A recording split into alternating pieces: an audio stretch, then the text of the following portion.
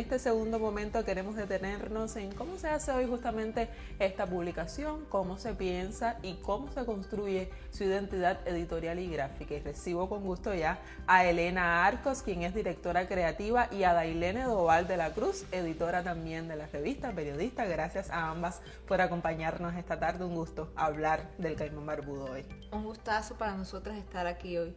A ver, quisiera comentar primero un poco, ya que forman parte del engranaje que sostiene hoy el caimán barbudo, desde la edición y la creación visual. Me imagino que dos áreas claves para dialogar con los públicos actuales sobre cómo se concibe justamente el proceso creativo de la revista.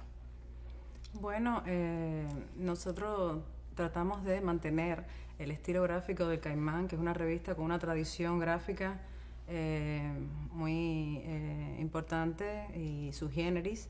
Se trabaja mucho la fotografía, el fotomontaje, la tipografía. Es una especie de juego. Se trata de ser lo más atractivo posible y sobre todo tratar de equilibrar las grandes cantidades de texto que tenemos, porque nuestros trabajos suelen ser bastante extensos. Entonces tratar de equilibrar gráfica, visual y el texto para que sea más atractivo para el lector. Ya se mencionaba también las portadas, que es algo también distintivo de la revista. Hablar un poco también de cómo se conforma ese proceso de diseño para lo que va a ser, digamos, que la cara ante los lectores de una publicación como esta. Sí, a veces la portada está basada en algún trabajo específico que sea muy importante, o simplemente un tema general que más o menos la revista, todos los trabajos abarquen, y entonces buscamos una especie de guiño ahí sobre el tema general que tiene esa edición.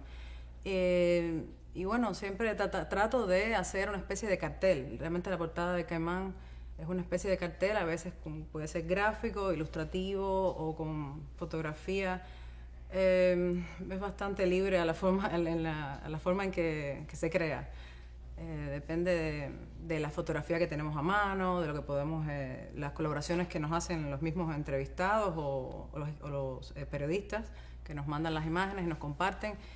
Y bueno, es tratando ahí de ser lo más atractivo posible, lo más creativo posible, para mantener la imagen gráfica de la revista a un nivel, a los 60 años, a un nivel consecuente. Sí, en ese punto, añadir no solo cómo ese trabajo que ha realizado sobre todo Elena y Alba Graciela, también apoyando la fotografía y el diseño, se ha trasladado a las redes sociales, a la creación de carteles, a la creación de contenido visual para que resulte también atractivo. Y otro punto que ha tenido el Caimán, que lo introdujo Rafael Grillo como en su momento como jefe de redacción, tiene que ver con periodismo en cómic, porque gran parte de la historia del Caimán tiene que ver con narrar la realidad desde las herramientas del periodismo, pero también desde técnicas narrativas, y eso se ve en el formato escrito, pero también en el visual, contando historias en este modo de periodismo en cómic, contando historias a través de viñetas, a través de tiras cómicas, y a partir de ahí entonces se desarrollan igual géneros periodísticos como puede ser la entrevista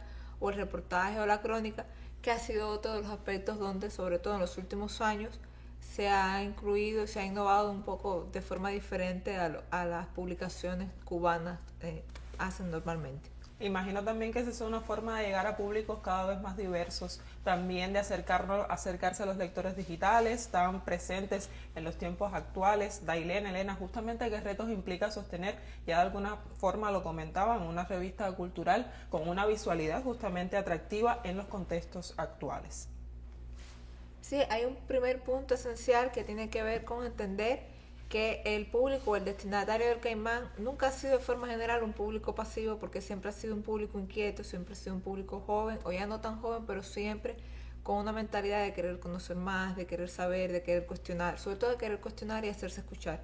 Y eso entonces ha sido siempre así para el Caimán, y en la actualidad hay que tomar conciencia cada vez más de cómo ese público quiere no solo escuchar historias, sino formar parte de ella. Entonces hay un reto ahí en cómo, desde la visualidad, pero también desde las otras estrategias de la propia revista, de qué manera la gente no solo siente que nosotros les estamos hablando, sino que sobre todo los estamos escuchando, que esa vendría siendo una parte esencial. Creo que las peñas, los espacios presenciales, es otro modo también de acortar esas distancias y mantenerse siendo atractivo. Y desde lo visual, Elena, por ejemplo, yo creo que desde lo visual Elena siempre mantiene un estilo muy fresco, porque a ella les resulta más difícil hablar de su propia obra. Siempre desde lo visual, trabajando detrás de cámara, pero trabajando si se detrás fijan en los propios carteles que ella fue quien los diseñó, toda esta imagen gráfica de apoyo que se estaba presentando, la intención también es que sea disruptivo, o sea, que el caimán mantenga, desde el texto escrito hasta lo visual, mantenga un tono irreverente y disruptivo, siempre lo más posible. Son tonos rebeldes, responsables e irreverentes. Esa combinación que puede sonar rara es un poco de lo que busca el caimán. Elena un poco tímida ante nuestras cámaras, pero 20 años, me decía, casi 20 años de trabajo en el caimán. Me imagino que haya sido un trabajo provechoso también desde lo personal. ¿Cómo ha sido para ti justamente trabajar en toda esta visualidad del caimán barbudo? Bueno, sobre todo creo que la comunidad del caimán ha sido muy favorable para mi trabajo. El caimán es una gran familia. Bueno, gráficamente me he estado desarrollando sobre todo este tiempo, pero bueno, no sé, ha sido como una escuela también, ¿no? Pienso que por todo lo que nos hemos aportado entre todos, por el gran equipo que tiene el caimán y bueno, ha sido toda una aventura, pienso, en cuanto a mi trabajo, lo que he podido aportar al caimán.